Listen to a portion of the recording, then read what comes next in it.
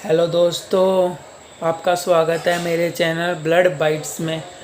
आज आपको मैं ब्रेन के बारे में कुछ बताने वाला हूँ। ब्रेन की स्ट्रक्चर, ब्रेन के टाइप्स और भी कुछ इम्पोर्टेंट चीज़ जो कि एग्ज़ाम में आ सकती हैं। तो चलिए स्टार्ट करते हैं। प्लीज़ वीडियो को पूरा देखें, स्किप ना करें। तो चलिए स्टार्ट करते हैं। जैसे कि आपको डायग्राम दिख रहा है, ब्रेन का डायग्राम है। तो अब इसकी नेमिंग करते हैं कि कौन सा कहाँ पर आएगा। तो सबसे पहले तो ये जो ब्रेन में सबसे बड़ा भाग होता है उसे क्या कहते हैं? उसे कहते हैं सेरिब्रम। ब्रेन में पाया जाने वाले सबसे बड़े भाग को क्या बोलते हैं? सेरिब्रम। अब इसके बाद आपको मैं बताने वाला हूँ, ब्रेन सेरिब्रम के नीचे एक पट्टीनुमा संरचना पाई जाती है, उसे बोलते हैं ओल्फैक्टरी लोब। ओल्फैक्टरी लोब और ओल्फैक्टरी लोब होती है ना, जो अपने में कम विकसित होते हैं। मनुष्य में कम विकसित होती है लेकिन जानवरों में ज़्यादा विकसित होती है। और ओल्फैक्टरी के नीचे एक संरचना पाई जाती है, उस संरचना को अपन बोलते हैं डायनसिप्लोन। इसमें जो ये संरचना पाई जाती है ना, उसको बोलते हैं डायनसिप्लोन। डायनसिप्लोन होते हैं ना, जिसके 3 भाग होता है। सबसे ऊपर वाला भाग होता है उसे कहते हैं एपिथैलेमस, मिड वाले भाग को थैलेमस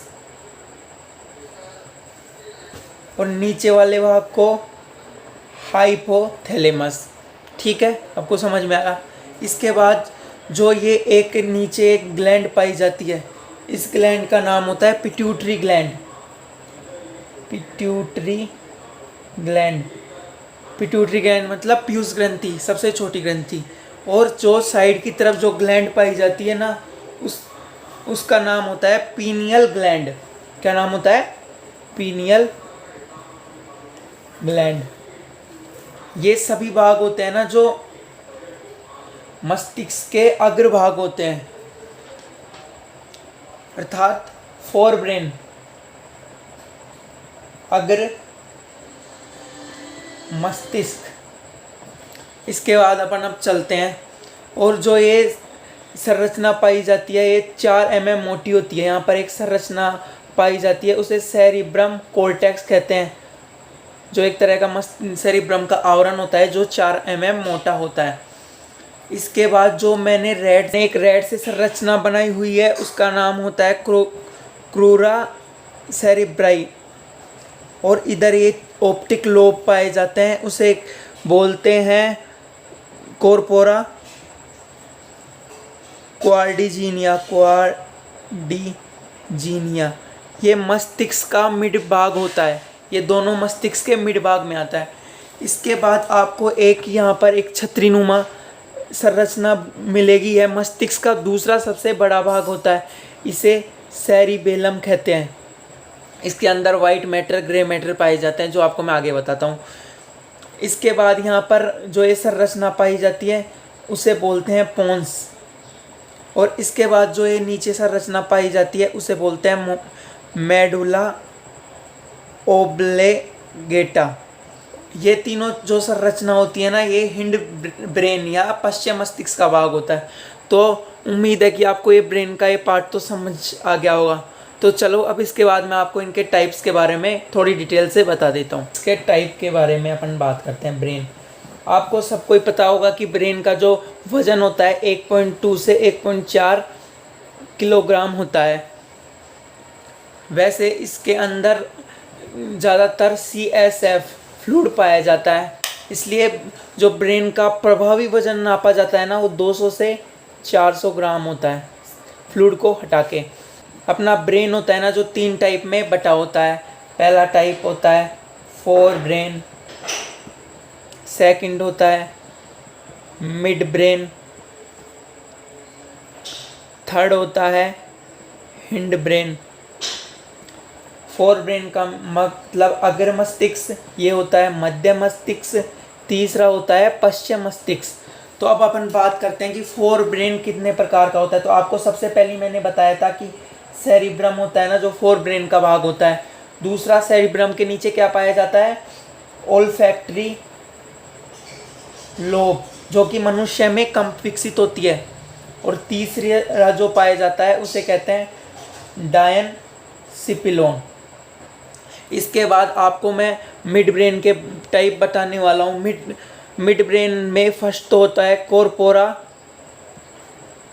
क्वाड्रिजेमिया, या इसको अपन ऑप्टिक लोब भी बोल सकते हैं। इसके बाद दूसरा जो होता है ना, जो होता है क्रूरा सेरिब्राई। इसके बाद अपन बात करते हैं हिंड ब्रेन, पश्चिम मस्तिष्क की। इसके भी टाइप इस प्रकार हैं। सबसे पहले तो होता है सेरिबेलम, यह मस्तिष्क का दूसरा सबसे बड़ा पार्ट होता है। इसके बाद जो होता है वो होता है पोन्स, और फिर आता है मेडुला ओब्लेगेटा। तो ये टाइप हो गया है ब्रेन के टाइप्स का। तो थोड़ा थोड़ा अब आपको मैं इनके बारे में भी बता देता हूँ कि ये क्या वर्क करते हैं, कौन सी क्रियाओं पर ध्यान करते हैं। तो चलिए अब आपको बताता हूँ इसके बाद। हाँ, एक आपको मैं इम्पोर्टेंट क्वेश्चन बता दूँ जो नीट 2013 में भी आया था। ब्रेन स्टेम क्या होता है? ब्रेन स्टेम क्या होता है? तो आपको सभी को याद रखना है, ब्रेन स्टेम होता है midbrain plus hindbrain. मध्य मस्तिष्क और पश्चिम मस्तिष्क को मिलाने पर जो ब्रेन प्राप्त होता है ना, उसे ब्रेन स्टेम कहते हैं। ये बहुत इम्पोर्टेंट क्वेश्चन है जो आया हुआ भी है, तो आप इसको सदा याद रखना। या ऐसे भी आ सकता है midbrain plus pons plus medulla oblongata, इसको मिला के भी ब्रेन स्टेम ही कहते हैं। तो ये याद रखना। चलो अब इनके टाइप के बारे में कुछ बात कर लिया जाता है।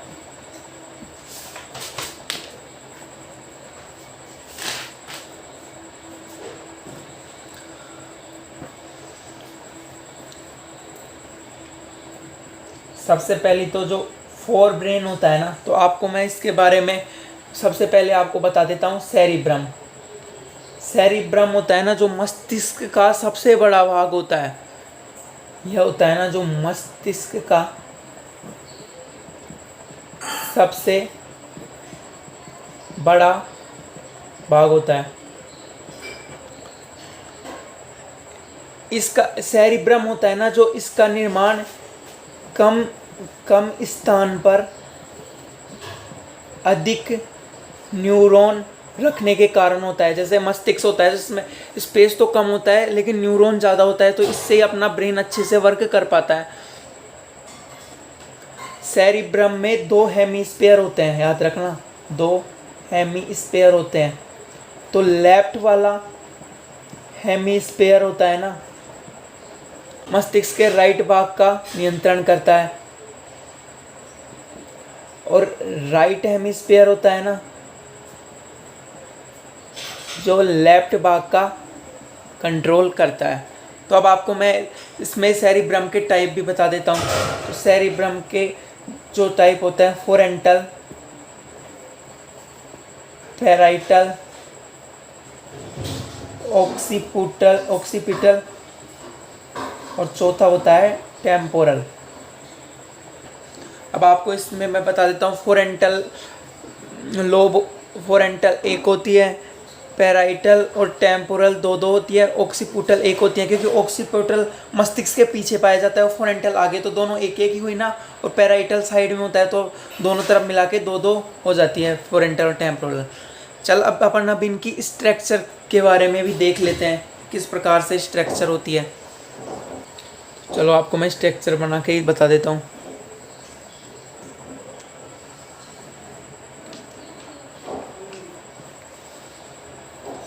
ये मस्तिष्क में ये तो हो गया फोरेंटल, ये हो गया फोरेंटल, ये हो गया टेम्पोरल, फोरेंटल टेम्पोरल, और ये जो पीछे पाया जाता है ना जो ऑक्सीपिटल,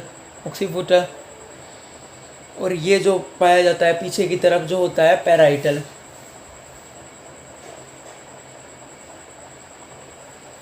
यहाँ पर ऊपर की तरफ जो पाया जाता है ना, जो होता है पैराइटल लोब, ये भाग होते हैं तो इनको लोब भी बोलते हैं इस प्रकार से।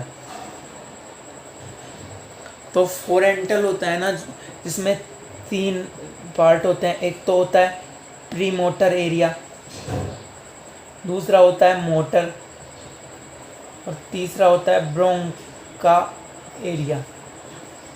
तो आपको याद रखना है, फोरेंटल में होता है प्री मोटर, मोटर और ब्रोंका एरिया। तो याद रखना, प्री मोटर होता है ना जो अनऐच्छिक इनवॉल्यूंटरी क्रियाओं का नियंत्रण करता है, और मोटर होता है ना जो ऐच्छिक क्रियाओं का नियंत्रण करता है। और ब्रोंका एरिया जो होता है, जो स्वाद, जो ये होता है ब्रोंका एरिया, जो स्पीक, आईक्यू, मेमोरी, इसका ज्ञान करवाता है। तो इस प्रकार से ये हो गया। इसके बाद अपन बात करते हैं टेम्पोरल। तो इसमें भी 3 प्रकार की एरिया पाए जाते हैं। एक तो ऑडिएटरी, एक का होता है ओल्फैक्टरी, और एक तीसरा पाया जाता है जो पाया जाता है वेरिंग्स एरिया। ऑडिएटरी एरिया जो होता है जो हेयरिंग में, सुनने में, और जो ओल्फैक्टरी होता है जो स्मेलिंग, सूंघने में, इस जो एरिया होता है काम आता है। और वेरिंग्स एरिया जो होता है ना, किसी भी चीज़ को समझने में, अंडरस्टैंडिंग में जो काम आता है ना, उसे वेरिंग्स एरिया कहते हैं।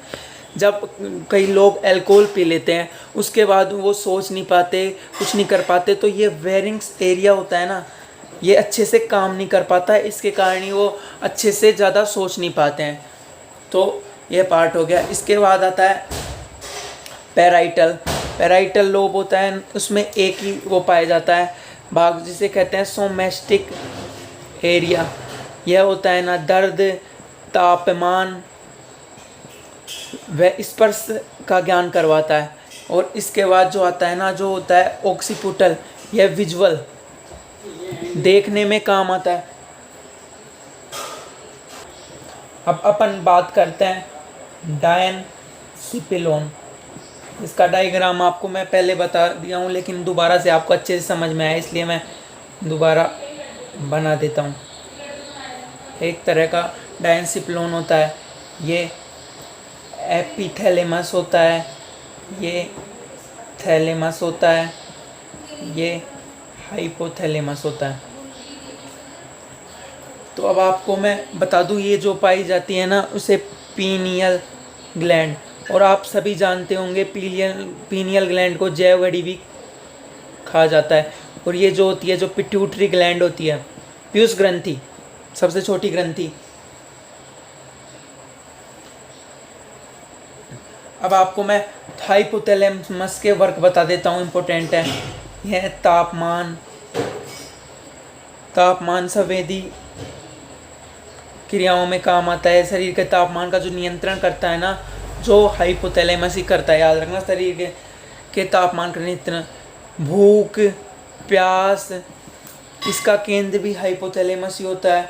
हाइपोथैलेमस में 2 इम्पोर्टेंट हार्मोन होते हैं, एक तो एडीएच और दूसरा होता है ऑक्सीटोसिन। एडीएच तथा ऑक्सीटोसिन का स्रावण भी करता है। और सबसे इम्पोर्टेंट जो हाइपोथैलेमस होता है ना, उसको अपन मास्टर ऑफ मास्टर ग्लैंड भी कहते हैं। मास्टर ऑफ मास्टर ग्लैंड किसे कहते हैं? हाइपोथैलेमस को। इसके बाद आपको मैं मिड ब्रेन के टाइप भी बता देता हूँ, जिससे आपको कोई दिक्कत नहीं आएगी समझने में, कुछ भी करने में। तो मिड ब्रेन होता है ना, जो 2 टाइप के होते हैं, क्रूरा सेरिब्राई, कॉर्पोरा क्वाड्रिजीमिया, या ऑप्टिक लोब के नाम से भी जाना जाता है। तो क्रूरा सेरिब्राई होता है ना, जो फोर ब्रेन, अग्र मस्तिष्क व पश्चिम मस्तिष्क हिंड ब्रेन के मध्य सूचनाओं का प्रवाह करता है ना, जो क्रोरा सेरिब्राई करता है। याद रखना, फोर ब्रेन तो था हिंड ब्रेन के बीच जो सूचनाओं का प्रवाह करता है, जो क्रोरा सेरिब्राई करता है। और कॉर्पोरा क्वाड्रिजीमिया होता है ना, जो यह 4, इसमें 4 ऑप्टिक लोब पाए जाते हैं, 4 ऑप्टिक लोब पाए जाते हैं। और यह होता है ना, जो सुनने में, हियरिंग में काम आता है, हियरिंग का नियंत्रण करता है। तो मिड ब्रेन तो छोटा सा ही है, इसमें कोई ज़्यादा बड़ा भी नहीं है। मैं बात करता हूँ हिंड ब्रेन। हिंड ब्रेन में सबसे पहले आपको मैं बता देता हूँ सेरिबेलम। आप सभी जानते हैं कि सेरिबेलम मस्तिष्क का सबसे दूसरा बड़ा भाग होता है। सेरिबेलम होता है ना जो मस्तिष्क का दूसरा सबसे बड़ा भाग होता है। सबसे पहला तो होता है सेरिब्रम और सेरिबेलम होता है ना जो मस्तिष्क का दूसरा सबसे बड़ा भाग होता है। दो सेरिब्रम हेमिस्फीयर से ये बना होता है। दो सेरिबेलम हेमिस्फीयर से ये बना होता है। याद, इसका डायग्राम मैं आपको बता देता हूँ।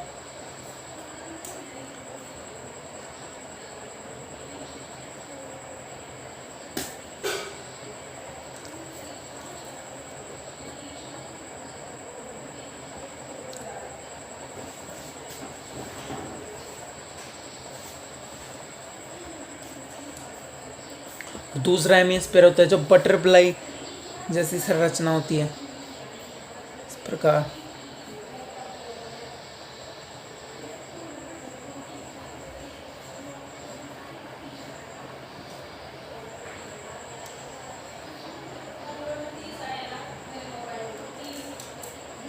इसकी जो संरचना होती है ना जो बटरफ्लाई के जैसे होती है। तो इसमें दो प्रकार के मैटर पाए जाते हैं। एक तो होता है वाइट मैटर, दूसरा होता है ना जो होता है ग्रे मैटर। वाइट मैटर तथा ग्रे मैटर पाया जाता है। वैज्ञानिक के अनुसार जो वाइट मैटर होता है ना तो उसमें आत्मा का निवास पाया जाता है। आत्मा का निवास जो पाया जाता है ना वो वाइट मैटर में पाया जाता है, ऐसे पुराने वैज्ञानिक मानते थे। और सेरिब्रम की एक और विशेषता यह है कि यह ऐच्छिक वॉल्यूमेंट्री क्रियाओं का नियंत्रण करता है। वॉल्यूमेंट्री क्रियाओं का नियंत्रण, कंट्रोल करता है। जैसे चलना, कोई भी नई चीज़ सीखना, टाइपिंग करना, सबका इनका जो नियंत्रण होता है ना जो ये सेरिबेलम कराता है। दूसरा जो भाग आता है वो होता है पोन्स। यह मध्य मस्तिष्क का सेरिबेलम के बाद दूसरा पार्ट होता है। यह इसमें श्वसन से संबंधित क्रियाएं इसी क्षेत्र में संपन्न होती है। श्वसन से संबंधित जो क्रियाएं होती है ना जो पोन्स क्षेत्र में संबंधित होती हैं। यह होता है ना जो मिड ब्रेन व मेडुला ओब्लिगेटा के मध्य पाया जाता है। अब इसके बाद जो तीसरे नंबर का और लास्ट है मेडुला ओब्लिगेटा। यह जो होता है ना यह अनैच्छिक क्रियाओं का नियंत्रण करता है। अनैच्छिक क्रियाओं का जो कंट्रोल होता है ना जो मेडुला ओब्लिगेटा करता है, जैसे उल्टी आना, श्वसन संबंधित, हृदय संबंधित जो भी चीज़ होता है जो इसका नियंत्रण मस्तिष्क का मेडुला ओब्लिगेटा करता है। उम्मीद है दोस्तों आपको ये मेरी वीडियो अच्छी लगी होगी। तो यदि ये वीडियो अच्छी लगी है तो जो सब्सक्राइब वाले बटन है उसको दबा दो और लाइक भी कर दो और अपने फ्रेंड्स को शेयर करो। आप जितने लोगों को आप शेयर करते हो तो अगली वीडियो बनाने के लिए मोटिवेशन मिलता है। तो मिलते हैं नेक्स्ट वीडियो में। खुश रहो, दूसरों की हेल्प करो। बाय।